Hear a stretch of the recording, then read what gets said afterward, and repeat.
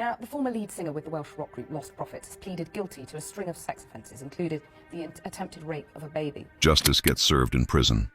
After more than a decade behind bars, disgraced Lostprophets frontman Watkins has reportedly been killed inside HMP Wakefield, the same maximum security facility notorious for housing some of Britain's most dangerous offenders.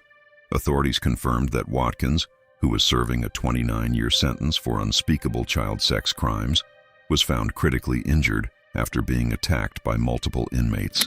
The prison immediately went into lockdown as detectives opened a homicide investigation, and 2 men, aged 25 and 43, were arrested on suspicion of murder. For many who followed his shocking case, the news felt like the final chapter in one of the darkest scandals in UK music history. This isn't the first time this has happened to Watkins. Back in August 2023, the disgraced Lostprophets frontman was taken hostage and stabbed by 3 inmates inside HMP Wakefield, an attack that, at the time, sparked national headlines. But despite public outrage over his crimes, that incident had nothing to do with his conviction or any kind of prison justice. Reports later revealed that the altercation was actually tied to a drug debt dispute, not his offenses against children.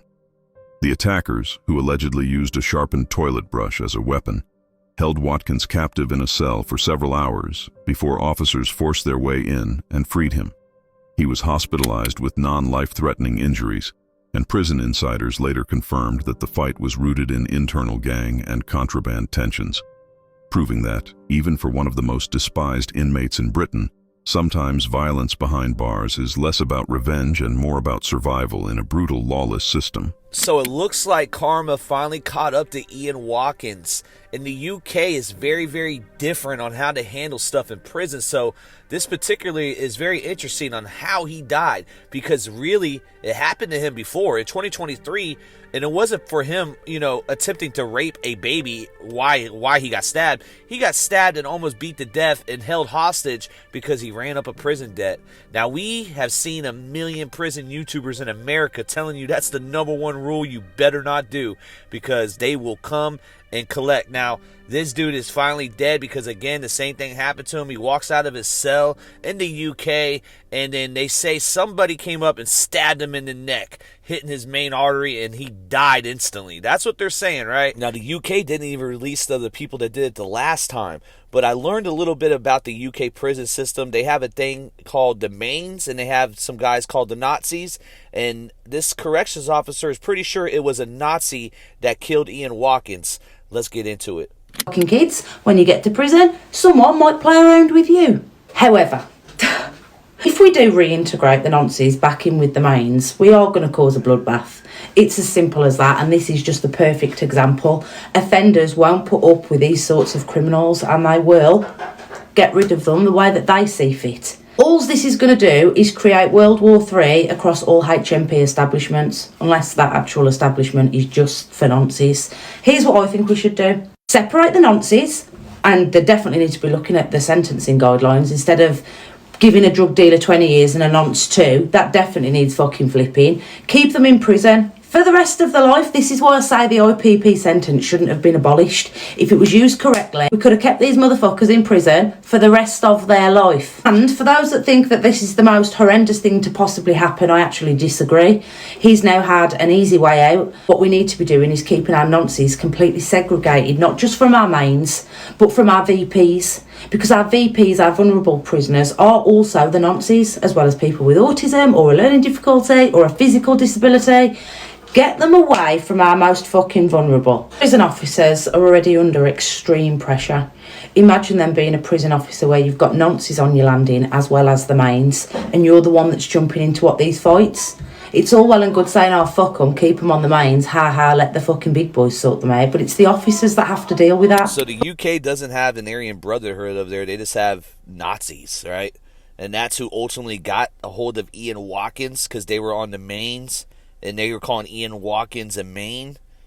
Honestly, I think this is what you call sweet, poetic prison justice. And he's gone forever, man. Should never try to hurt a child. He's in hell, too. So now a little bit behind the case, when this happened with Ian Watkins, it actually put a bad name on the whole band, and the whole band didn't deserve that. So nobody was streaming the music, but now that Ian Watkins is dead, you can stream the music and it will go towards the other members of the band. We can all go and stream Lostprophets, and the royalties will go to the band who had their careers and lives turned upside down, and it can go to those who deserve it, now that it won't go to his disgusting pockets, because he's a despicable person.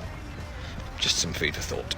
Now, the YouTuber JD Delay is saying that he actually predicted the death of Ian Watkins, man. Let's listen to this, bro. Yo, I'm just here for my I told you so. So this is Ian Watkins.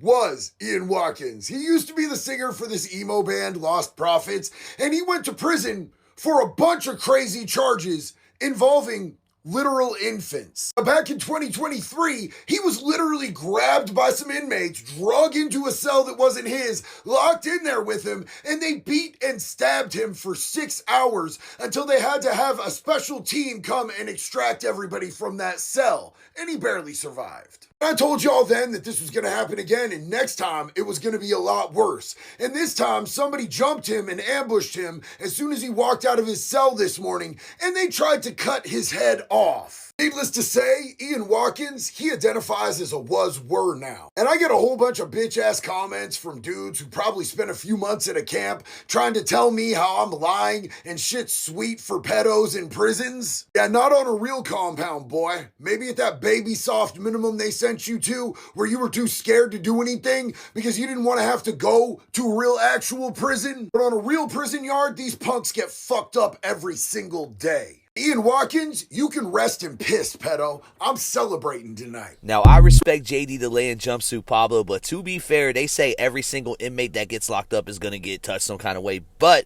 we have seen it happen before. Now, I'm putting the pressure on the United States because this should be some of our guys.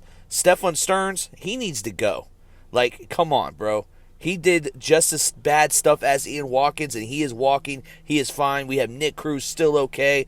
We have all these people in our system that have done just as bad stuff as Ian Watkins that have not been touched. But JD Delay did predict this. And we got to keep an eye out because Tory Lanez in the United States recently got hemmed up himself, just like Ian Watkins did the first time. And he got bay-flighted and he barely lived. So the next time won't be as lucky for Tory Lanez either.